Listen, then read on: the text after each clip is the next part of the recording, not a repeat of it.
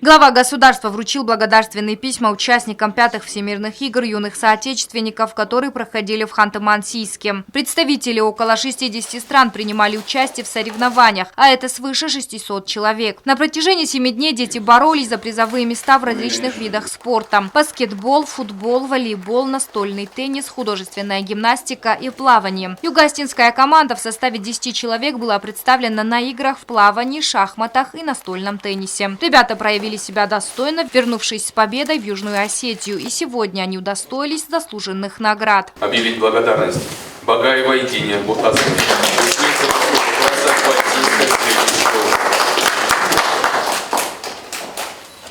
Диночка, спасибо.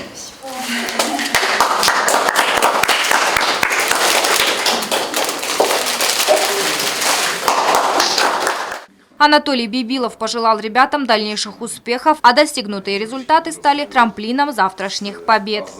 Вам всем огромное спасибо, благодарность за те успехи, которые у вас есть, и за тот результат, который вы показали. Но самое главное, я все-таки хочу поблагодарить детей от их вот этого порыва, серьезности подхода, с азартом, с которым они занимались, и с тем азартом, с которым они выступали, конечно, позволило им добиться, я считаю, серьезных, очень серьезных успехов. Чтобы вы на этом не останавливались, чтобы вы больше достигали и выше поднимались. На участие в соревнованиях отобрали лучших учеников из разных школ республики. Наряду со спортивными турнирами ребята принимали участие в культурно-образовательной программе «Диалоги на русском языке» и показали блестящие результаты в области русского языка, литературы, истории. И это во многом благодаря работе педагогов, которые подготовили детей.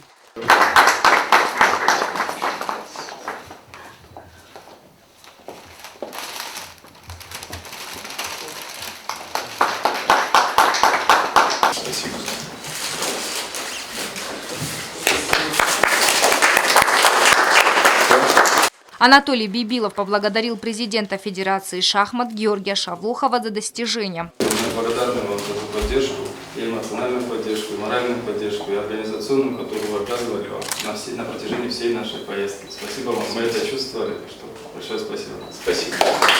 Организовала поездку представительства Россотрудничества в Южной Осетии. Президент выразил слова признательности руководителю Россотрудничества Сергею Скворцову. Агунда Губозова, Алим Битеев, Тамерлан Кусраев. Информационный выпуск сегодня.